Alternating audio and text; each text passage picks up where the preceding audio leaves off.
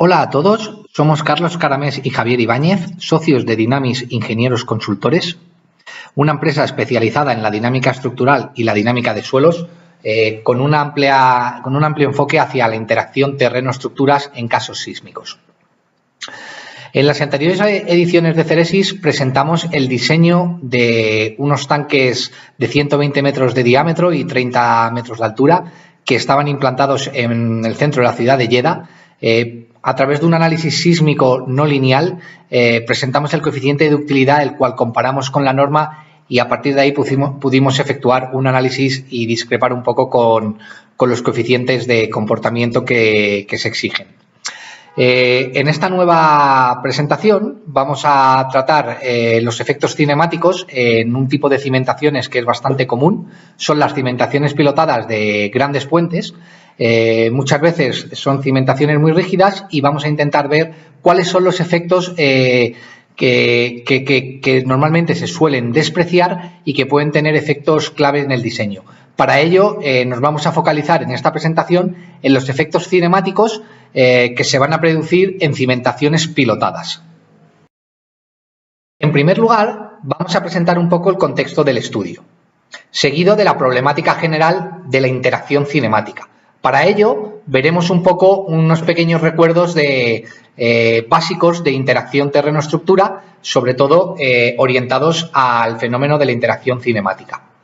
Veremos cuál es el objetivo de nuestro estudio, presentaremos las características de la cimentación de nuestro puente. Para ellos veremos un estudio paramétrico muy simple en el cual supondremos una cimentación muy flexible y una cimentación rígida, que es la cimentación que realmente se utilizó en el diseño del puente, y finalmente evaluaremos los efectos cinemáticos para cada uno de esos dos tipos de cimentación.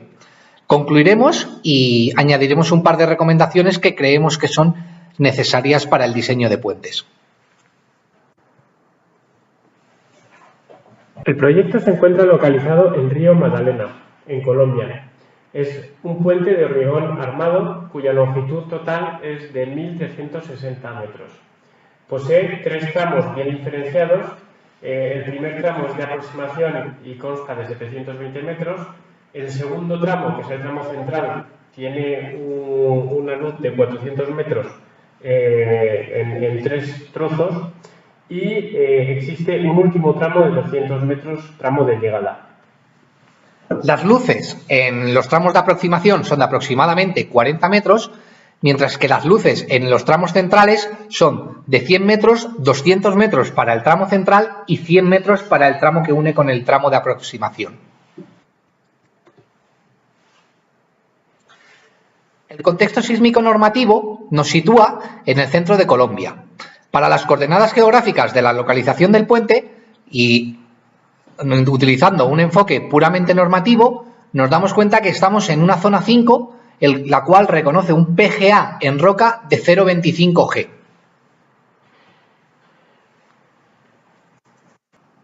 En este proyecto se realizó un PSHA, un espectro probabilista a partir del catálogo disponible de eventos sísmicos de Colombia. En la figura de la izquierda se representan estos eventos en función de su profundidad. Se hizo una distinción de todas las fallas que estaban a una distancia inferior a 350 kilómetros del sitio de proyecto, y a partir del análisis de estas fallas se definió para cada una de ellas unas leyes de ocurrencia de estos eventos sísmicos. A partir de estas ocurrencias y con unas leyes de atenuación aplicadas hasta el punto de proyecto, se obtuvo como resultado final en roca un espectro de amenaza de un periodo de retorno de 475 años, que es el que se muestra en la figura de la derecha.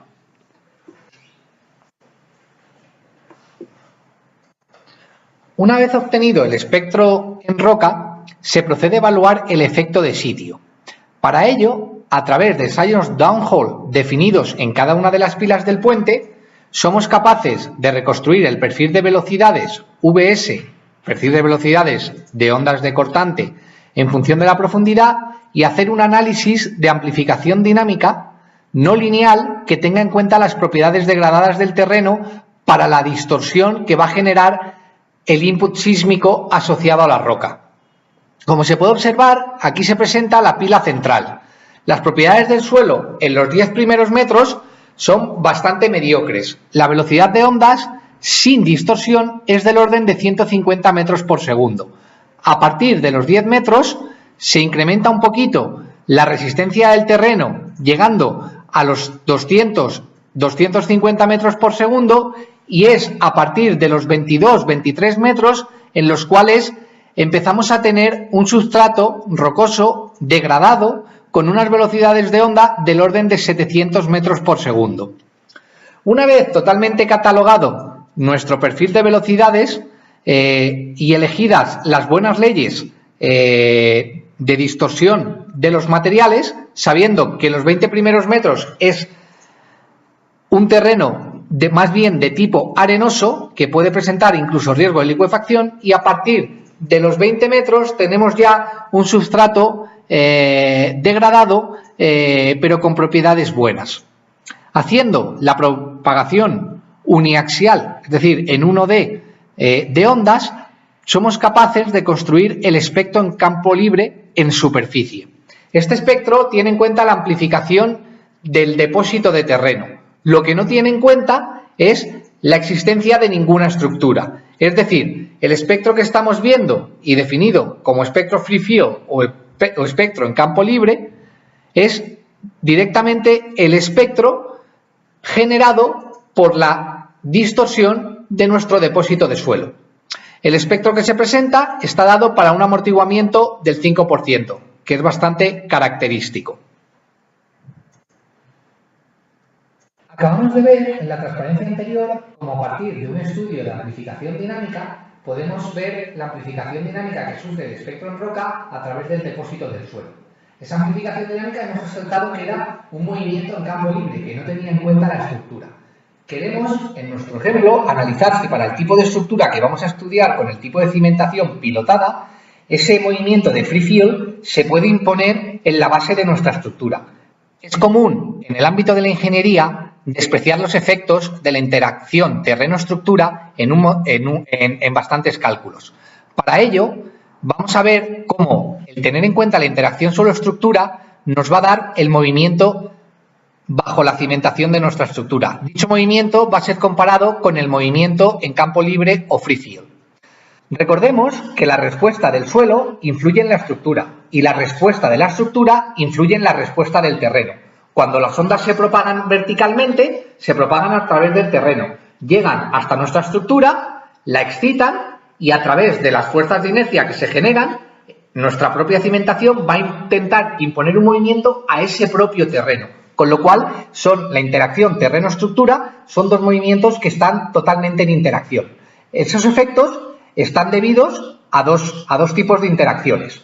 Los efectos inerciales, que son los efectos que resultan de imponer en la base de la estructura el campo de aceleraciones en free field o el campo de aceleraciones transmitido a través de la interacción cinemática, y los efectos cinemáticos, que es la presencia de la cimentación o de elementos rígidos en el suelo que va a producir esa desviación con respecto a la del free field.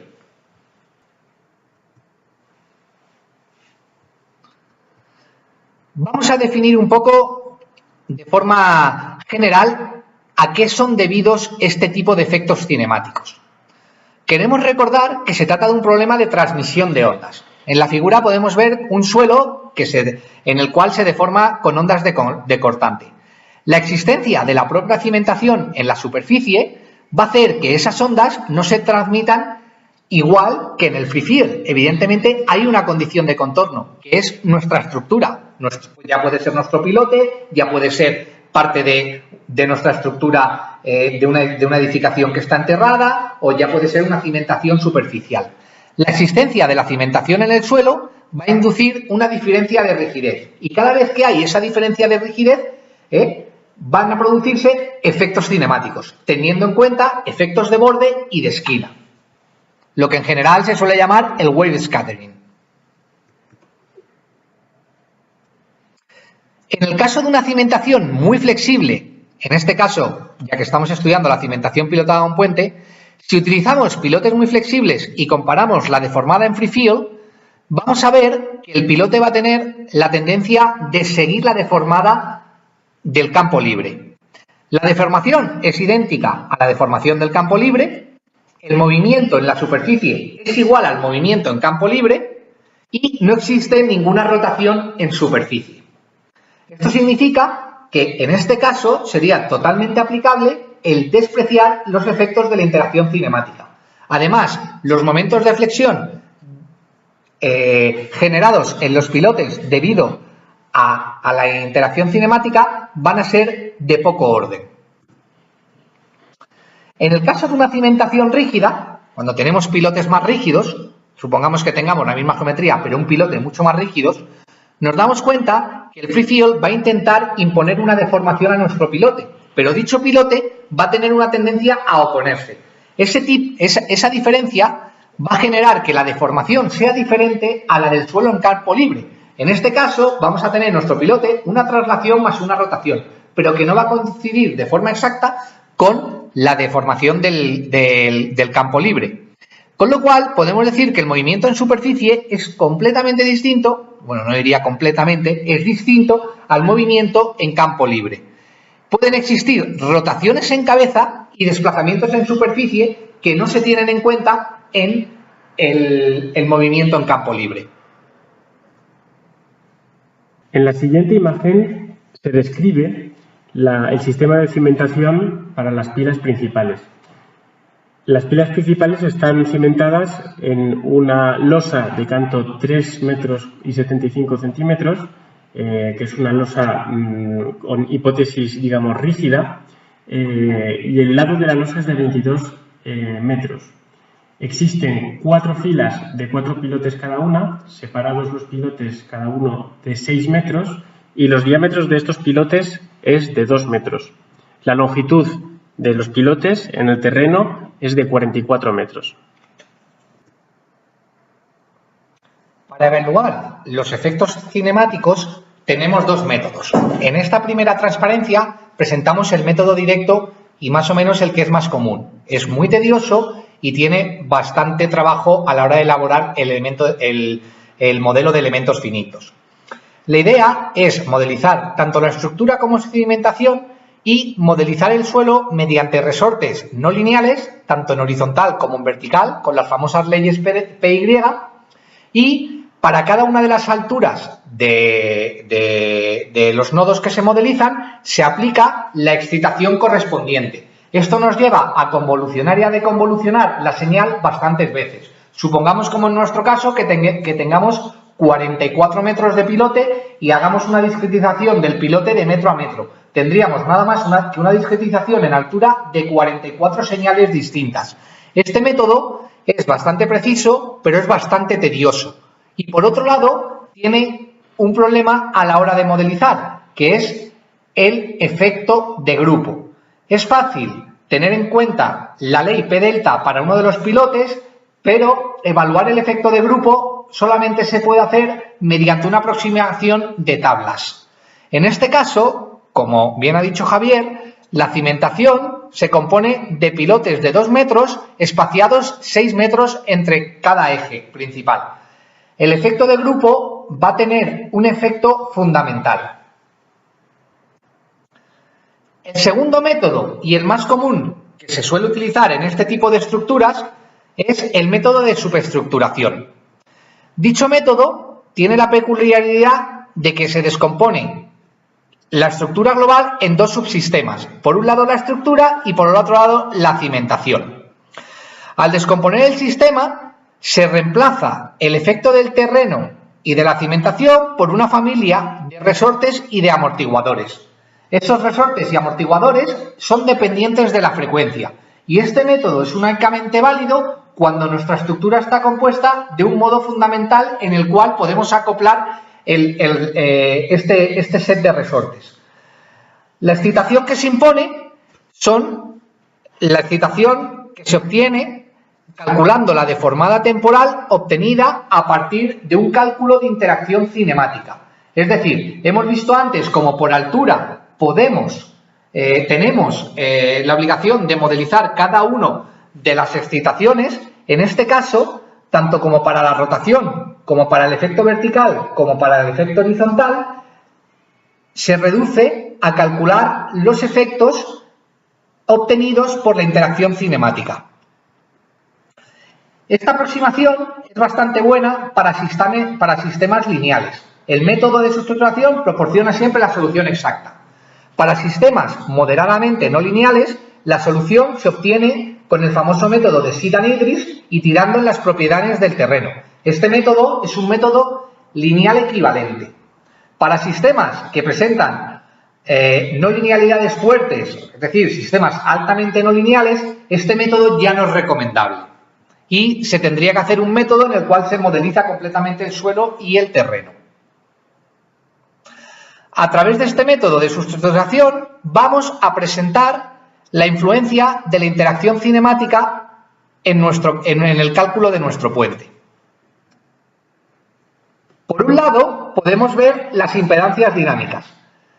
En esta gráfica se presenta la rigidez del sistema de cimentación conjunto, lo que llamamos pile group, y el sistema compuesto por único pilote. Se puede observar la gran variación frecuencial que experimenta el sistema de pilotes, es decir, vemos en la curva azul cómo tiene una fuerte variación frecuencial y tiende básicamente hacia cero según aumenta la frecuencia, mientras la impedancia dinámica para un único pilote se mantiene bastante constante. Esta gráfica nos permite evaluar el denominado efecto de grupo.